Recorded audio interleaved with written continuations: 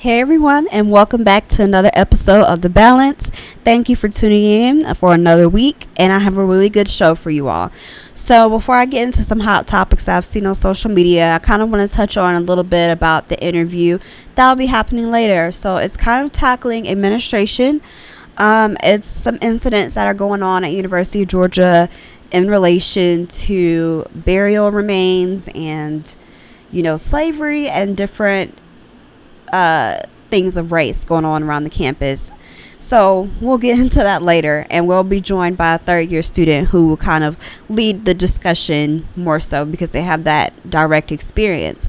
But I also want to say that this episode is dedicated to John Singleton, who unfortunately passed away 51 after a massive stroke.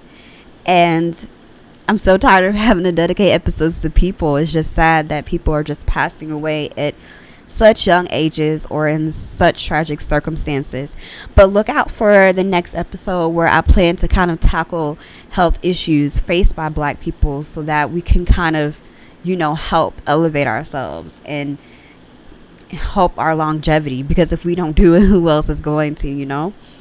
And then maybe I'll dabble a little bit into kind of politics, because as you know, Elizabeth Warren is trying to initiate a plan to help Black women in terms of Black maternal health, which, as I've said plenty of times, the rates are abysmal. But anyways, we'll get into that later.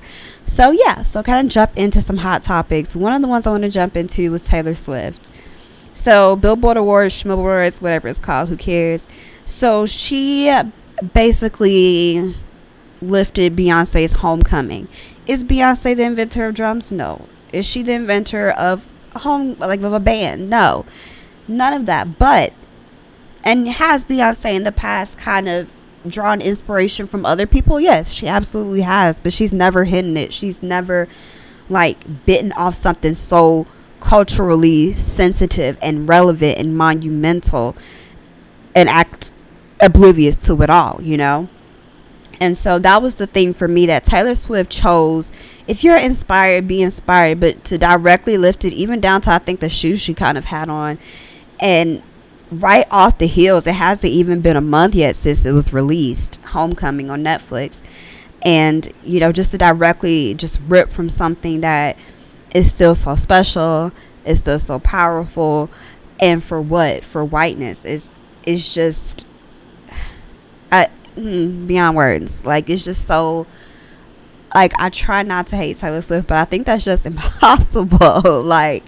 She just does these things, and then her crazy fans, they just want to defend everything. And it's facts are facts, she blatantly lifted this, and there was no, hey, this really inspired me. I want to do something similar. And then in a way, you weren't even honoring what it was about. You were just doing it for yourself, that sort of thing. So, not here for Taylor Swift, and I don't think I ever will be in life. Another hot topic was the whole dress code thing, and point blank period, it was all rooted in respectability politics, period. It doesn't matter how you look, you can still be subjected to people thinking of negative stereotypes. I always use the example of Mark Lamont Hill, how he was thought of oh, you still look like a drug dealer, he has a PhD or what have you. It doesn't matter. You can still be subjected to that negative thing. You can still be a victim of driving while black or police brutality or what have you. So many layers, so many different things. That's not going to stop anything. And another thing, these are grown people. You cannot tell a grown person what they should or should not look like. As others on social media have noted, maybe, this is all they have. And, they spend their money towards food for the kids and making sure the kids look good at school, because kids are hateful and they can bully you. And, we see all these rates of, kids committing suicide due to bullying. You don't know what's going on. And not even from that kind of standpoint, about what's going on or not. Again, depression, mental health issues. Y'all don't know how hard it is to get out of bed in the morning, how hard it is to do a couple of things and not feel so exhausted that you just are just done and you're so spent, and you don't know what it's like to be so tired that you're tired of being tired, that you want to cry because you're so tired all the time. You don't have that energy. Maybe that's the best that they can put on for the day, and you know what, that's a clap congratulatory thing all on its own. And aside from all of that, again, these are grown people. They can wear what they want to wear. I mean, whether or not you should, that remains to be seen, but you cannot put a dress code on an adult. That it doesn't work like that. And dress codes are just restrictive, and I mean, we know that, K through 12 is meant for simulation. It's meant for making you the worker, the productive bee, the cog in the machine that, hegemonic dominant America wants you to be. And dress codes are just that sort of thing. It's stifling. It's things like that. I mean, would I go to my child's school with the bonnet on? I probably wouldn't. But am I gonna like talk mess or try to push my beliefs onto someone else who does? I mean, that's not for me to decide. That's not my life. I don't know what's going on, and it doesn't matter. It's called minding your business. The only thing you need to be concerned about with a parent is just trying your best to make sure they're in their child's life, that they're involved in their academics, that they're there providing the social and emotional support that their child needs. That's what you need to be help trying to facilitate. That's the politics of respect that I believe in. That's what needs to be manifested and curated. All this other stuff is superficial and unnecessary, and there's so many superficial things like that are being pushed every day. We need to matter more about what's going on internally, what is being manifested in people as we grow and develop into the human beings that we want to be. We need, like, the internal is what matters, not the external. You need to judge yourself by your character, by what you're doing for the world. I don't care if you have a bonnet on or not. I don't care about any of that. I don't care about trying to appeal to European white whatever standards of beauty. That's just unnecessary. I'm not here for it. And so one more thing that I want to discuss was, it wasn't necessarily a hot topic, but it was something interesting. So someone brought up the idea of polyamory, and if you don't know, it's basically having a relationship with multiple people based and rooted in love and emotional feelings, things like that. And it's funny because I watched SWAT starring Shamar Moore on CBS. Shamar Moore is still bae, still fine, still daddy, all of that. Watch it if you don't. Thursdays at like 9 to 10, one of them. Check your local listings. Anyways, they should pay me for that. But anyway, there's a character on there, a woman, and she is in a polyamorous relationship with a couple. And they just recently asked her to move in, but you see some pushback from people she thought were close to her, saying that she might not even have been the child's godmother if they'd known this was the type of life that she wanted to live. Again, this their business. For me, polyamory, I'm cool with it. I'm always about things that, if it has nothing to do with me, if it's not causing immediate disastrous harm to someone else physically or emotionally, then it has nothing to do with me. It's none of my business. Live your life. What makes you happy is what makes you happy. I mean, again, I'm cool with it. I think that it poses, a regular relationship has so many issues that it can face, and I just feel like it might have more to deal with. And I just kind of talked about making sure the feelings are equal on all sides, that everyone's getting what they need equally in the relationship. Or what if feelings develop more for one person, and just things like that can bubble up. There's so many different things that can arise, but again, whatever rocks someone's boat, it's time to stop being so judgmental and worried about what everybody else got going on. Like, worry about you, worry about your soul. What are you doing for this world? What are you doing for yourself? What are you doing for those around you? That's what really matters, So anyway, so we're going to take a quick break, and then we'll be right back with our interview. Hey everyone, welcome back. And as I told you earlier, we were going to have another interview for this episode. So what I wanted to tackle was, I saw a report from Franklin College of Arts and Sciences, and if you're unfamiliar, that's on UGA's campus. And so it was basically tackling remains that were found underneath Baldwin Hall, one of their buildings, during renovation. And so it was a 120-page report, but I only read the first 30. And some things that just kind of were problematic and stuck out to me were the handling of the remains, first off, that were found underneath Baldwin, and the exclusion of the local Black Athens community who were possible descendants, and intimidation tactics used against professors. Like, those are some things that stuck out to me. So we're joined by Chris. She's a third year at UGA, and she's going to kind of describe a little bit more in detail everything that's going on. So the first thing that I want to ask is, could you describe in further detail the issues surrounding Baldwin Hall and race on UGA's campus? It's actually really funny. The Baldwin Hall situation, as it stands right now, a lot of people kind of cite the start of it in 2015 when they're doing the expansion of the building, and then all these human remains are found underneath there. But the history of it goes back so much farther, and it really just makes the university's actions that much worse. Mm-hmm. If you were to look at a map of Athens back from like the 1800s, you can see even presently Baldwin Hall, right next to it, is a graveyard. Mm-hmm. And it kind of slopes down this hill.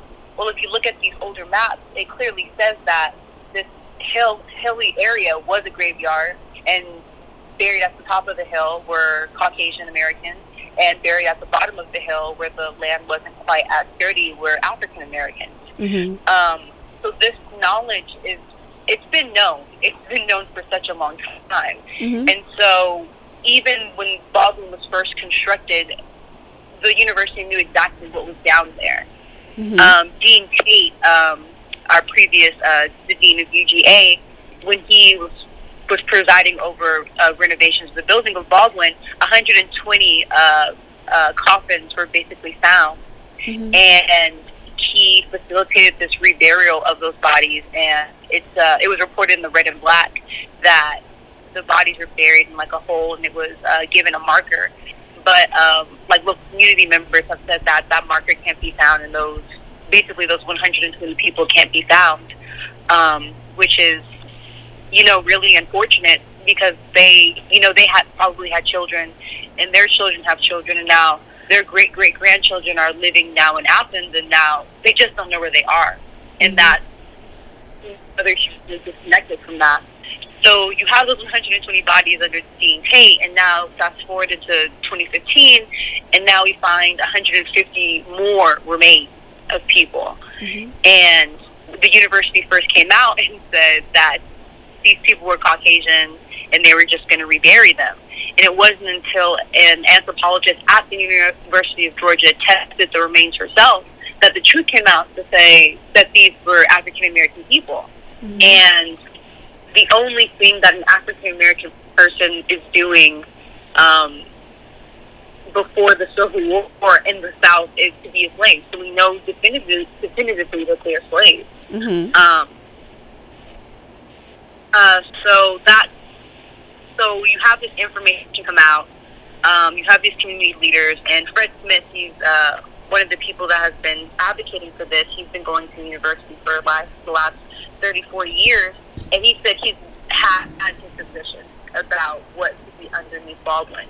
And so when the truth finally came out, he expected, for the community to be reached out to, Mm-hmm. and for this to be a Athens-wide recognition of slavery, of the work that Black Athens basically has been doing for hundreds of years to keep UGA on its feet.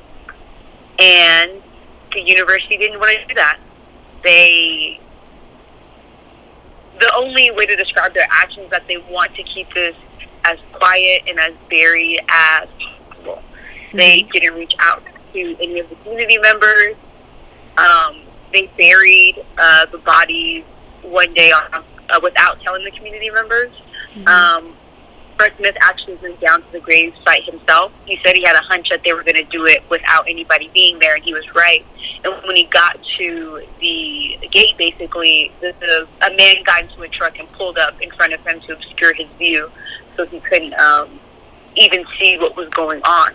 And so it just has a whole air of secrecy to the matter, to something that, it's very obvious to see what's happened. Mm-hmm. So that's basically the encapsulation of it. So a coalition of people from different organizations in Athens, NAACP, the United Campus Workers of Georgia, Athens for Everyone, students, graduate students, and a host of others have gotten together and said, well, we know this thing has happened, and we know that it has affected the community in these ways. So what can we do to undo kind of the harm that slavery has done and how much it affected, the city? Mm-hmm. And the report that you read was really, really great in the sense that the school itself was saying, UGA, you did not handle this correctly, and we need to do something differently. So when President Moorhead comes out and says all these advocates are just, working on a personal vendetta, and that, we're just trying to disrupt and cause trouble, it's very clearly not that. Everyone is saying that you've not done the right thing and something needs to be different. And that, that's what me and the coalition, and that's what we're fighting for. Mm-hmm. Yeah, and so like you were highlighting, they just operated under a lot of secrecy. Like, I remember reading in the report, like, one of the Athens natives kind of, in putting themselves in the situation for, the right way. And they were just, like you were saying, were giving the runaround. Like, I remember reading that, like, the assistant to the president and the now vice provost were sent to have dinner, and they totally didn't mention anything about the burial. And they asked why she was even so, into the information or trying to find out about it. And just, again, like, that level of secrecy. And then, like you're saying, that they're acting like you're trying to cause trouble and disruptive and things like that. And especially for Black people and Black activists, we're always told that we're causing trouble when we're actually trying to fight for what's right. And, Mm-hmm. So it's just, there's that kind of racist rhetoric in there, to be quite honest and frank. And, I just think about how I read how they were intimidating professors because they were teaching the truth over UGA reputation, like, because UGA values their reputation more. And personally, like, when I read the report, it took a major hit. Like, I mean, I briefly went to UGA, and so I know some of the dynamics there, and I've been there in other capacities, but it's like, reading the levels that they've gone to is like, you look even worse. Like, if you acknowledged your history and you did right by people, it will actually elevate you in ways that other colleges can't say. But yeah, so, and just kind of thinking more about, the administration, like, can you tell about some of the things that they're doing, the ways they're handling it, as y'all are advocating for what's right, what issues are popping up? A lot of issues. Mm-hmm. So basically what the coalition has been trying to do this past month is that we've tried to set up a meeting with the president of the UGA, with the community members of Athens, so that there can finally be, a discussion with him at the forefront about what has happened, why, the community members weren't communicated with.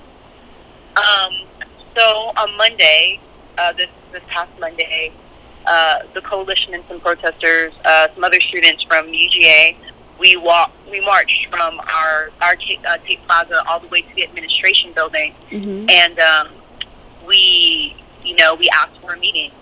I'm sorry that my timeline makes that.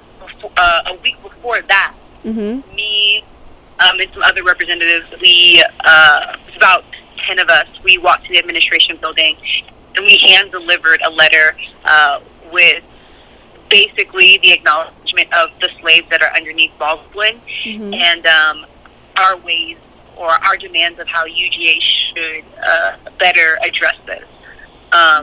So what was the letter? The demands in the letter included, one, we want UGA to establish an education system or a curriculum that talks about UGA's role in slavery, so that everybody who comes to the school understands, and you have that, you have these lessons, and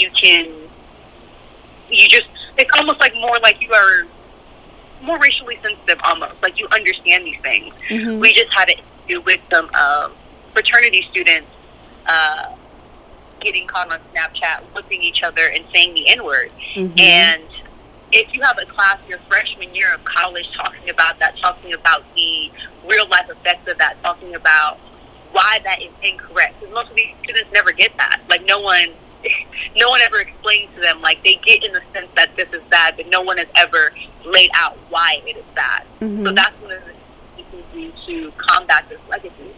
The second thing was to provide reparational scholarships and tuition to the local Athenian students, all the students that go to high school in Athens. If you're a student in Athens, only 1% of Athens high schoolers are going to get to come to UGA. And that's crazy. Like, that's just insane. The schools here are underperforming, and they are right down the street from one of the best schools in the nation. And that just doesn't make sense. How do you sustain having this great university and none of the schools around you are good? None of the black ones, at least. And our final demand from the university was to instill or to implement a $15 minimum wage for everyone that works at the university. The biggest problem with slavery is that you didn't get paid to do it. And translated today, if you work for UGA, if you're not faculty or if you're not faculty or like a professor or something, then you probably have to work a second job if you work in food service or any other technical work. And that's just not, it's not fair, and it just reflects an attitude of paying your workers the least that you can. And when most of those workers are African American, it's very easy to see the parallels between that and slavery. So those were our demands. We hand delivered that letter to President Moorhead, I believe, the second week of April. Third week we went against his office with protesters, students, and stuff like that. There was a group of about 60 of us. When we entered the building, we were met by the chief of police, the chief of UGA police, and he stopped the group and said only 6 people could come in. Me, was the leader of the Economic Justice Coalition, Linda Lloyd, Joe Levine, he made the documentary Below Baldwin, Imani Scott Blackwell, and some others. 6 of us came into the building, and we basically sat in the building from about 2 o'clock until the building closed, trying to get the meeting scheduled. While we sat in the building, it was clear the administration had told everybody working in the building not to respond to us, not to look at us, not to talk to us. The only people we could talk to were the police. We had to be like escorted to the bathroom, like we couldn't roam around the building by ourselves. And basically we were just told that our request for a meeting had been given to the appropriate channel, but that was it. So the following Monday, we had a picnic outside the administration building, and not the following week, just Thursday. Monday we were told that it would take 2 to 3 days to get the meeting scheduled. We waited 2 to 3 days. After the 2 to 3 days were up, we went back. When we went back Thursday, we were met by a different police officer, a very big police officer. It seemed very deliberate that he was so much bigger than the one that was there on Monday. And he just stopped at the door, and he said that we couldn't even enter the building at all. And so, we just kind of had to stand up in front of the door, trying to figure out why Hadley has been permitted access on Monday, and now on Thursday we can't even come into the building. They were trying to say that we were trying to practice expressive activity into the building, and we were making it clear we tried to schedule a meeting. We tried to do the professional thing, and part of doing the professional thing is coming in to confirm whether this meeting has been scheduled or not. We got in contact with the secretary, and the secretary just told us that we had to talk with the police. Which is odd. If you were trying to schedule a reservation at a hotel or something, and they told you to talk to the security guard, you'd be quite confused. I would be. That's not your job. So we sit there. They brought 4 other police officers. They forcibly shut the door on 2 black women that were standing on it, trying to keep it open. So we sat on the steps until basically closing. Yeah, so that's just kind of the opposition that we're getting from the university. The PR person for the university, George Trevor, he put out a statement calling us disruptive. He said that we defaced the building, we were harassing staff members, which is hard to do when you weren't allowed to go into the building in the first place. So that's confusing. Somebody did write with sunscreen on the door, "White supremacy lives here," but it was wiped off. So that's not defacement. So yeah, that's some of the pushback that we're getting as students. But even professors, I know you talked briefly about intimidation of faculty, but that same man, George Trevor, he wrote about the anthropologist. I believe her name is Dr. Riesma.